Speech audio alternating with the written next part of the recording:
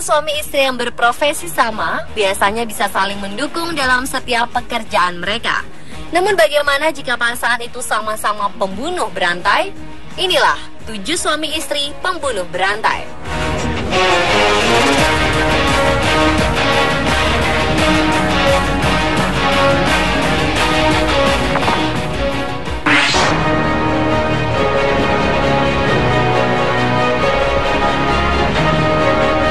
Pasangan pertama merupakan warga negara Kanada.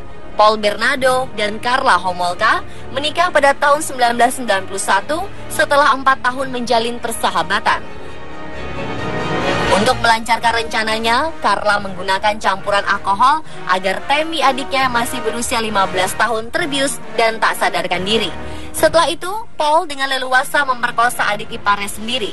Malam harinya, Tammy meninggal dunia karena overdosis. Dengan usaha yang penuh hati-hati, kedua pasangan ini lolos dari kecurigaan polisi dan keluarga. Tidak berhenti sampai di situ saja, pasangan ini kemudian melakukan pembunuhan 2 gadis lain yang bernama Leslie Mehavy dan Kristen French yang sebelumnya diculik dan diperkosa. Polisi akhirnya menaruh curiga dan berhasil menangkap Paul setelah menemukan DNA miliknya pada tubuh para korban. Karena pembunuhan ini, Paul dijatuhi hukuman seumur hidup, sedangkan Karla dihukum penjara selama 12 tahun.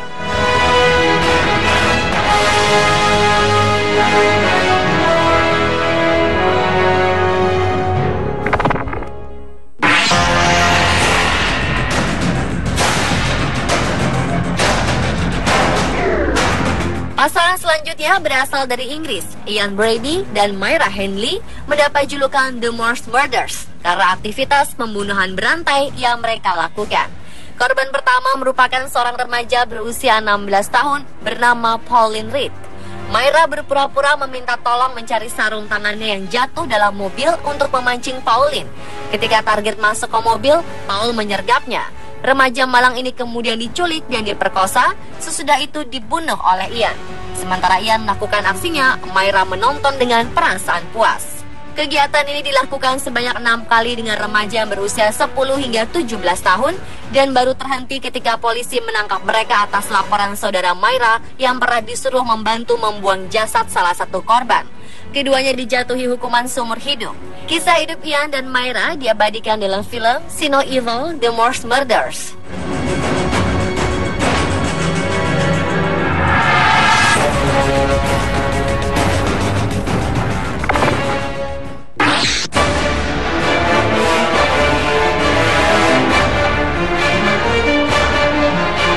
Gerard dan Charlene Caligo termasuk pasangan yang biasa-biasa saja. Namun ternyata di balik kehidupan mereka yang biasa tersimpan sebuah kebiasaan yang membahayakan para remaja. Mereka menculik para gadis remaja untuk diperkosa dan akhirnya dibunuh. Charlene yang selalu menuruti Gerald dengan patuh disuruh memancing para korban untuk masuk ke dalam mobil dan diculik. Setelah seorang remaja terperangkap dalam mobil mereka, Gerald pun memperkosanya. Setelah itu mereka membunuh para korban untuk menghilangkan bukti. Kebiasaan ini berlangsung beberapa tahun hingga korban mencapai 10 remaja. Satu di antaranya adalah pria yang merupakan pacar dari salah satu korban. Pembunuhan mereka akhirnya berakhir ketika salah satu teman korban berhasil mencatat plat nomor mobil pasangan pembunuh ini dan melaporkannya ke polisi.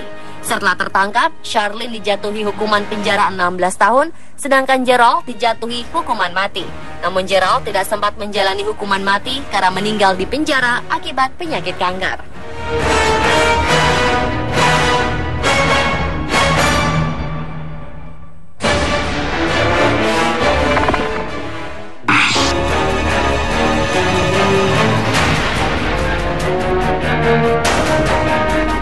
Masih di negara Inggris, sepasang suami istri bernama Fred dan Rosemary West melakukan pembunuhan berantai antara tahun 1973 hingga 1979.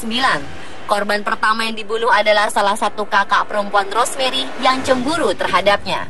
Setelah itu mereka melakukan pembunuhan berantai terhadap 9 wanita kaya untuk menguras harta para korban.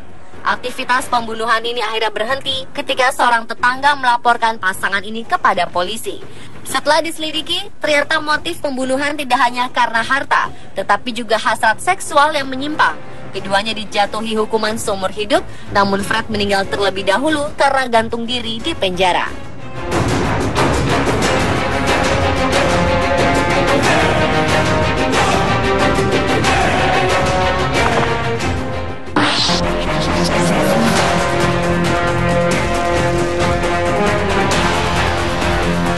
Pasangan selanjutnya adalah suami istri yang masih berusia remaja.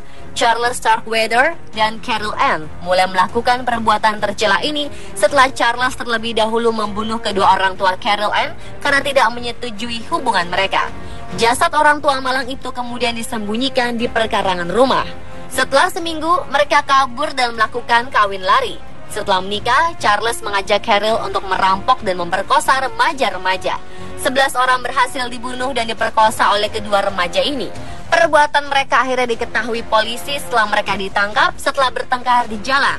Charles dijatuhi hukuman mati, sementara Carol dihukum penjara seumur hidup, tetapi dibebaskan 20 tahun kemudian karena berkelakuan baik.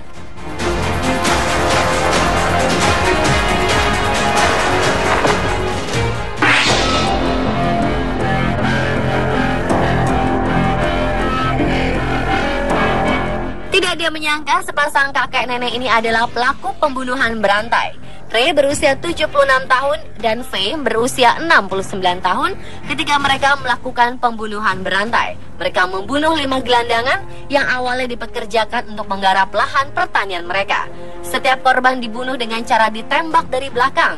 Mereka tertangkap ketika salah satu gelandangan melapor kepada polisi bahwa dia melihat jasad dikubur di perkarangan rumah mereka. Faye bersumpah bahwa dia tidak mengetahui hal tersebut dan mengatakan bahwa suaminya lah yang membunuh. Namun ketika polisi menyelidiki rumah mereka, ditemukan sebuah kertas berisi daftar nama gelandangan dan yang telah dibunuh diberi tanda X di sebelah nama mereka.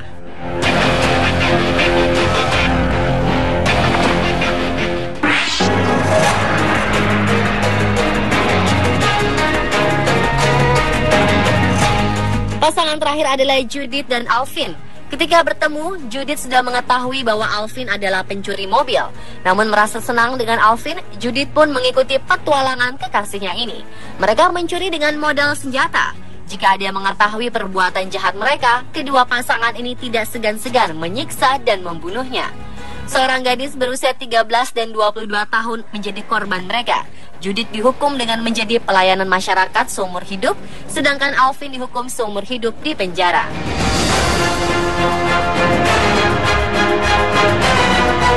Pemirsa, itulah 7 pasangan suami istri pembunuh berantai versi on the spot. Pasangan bukan saja bisa membawa kekasihnya ke jalan yang benar, tetapi juga bisa menjerumuskannya. Jadi, berhati-hatilah dalam memilih pasangan hidup.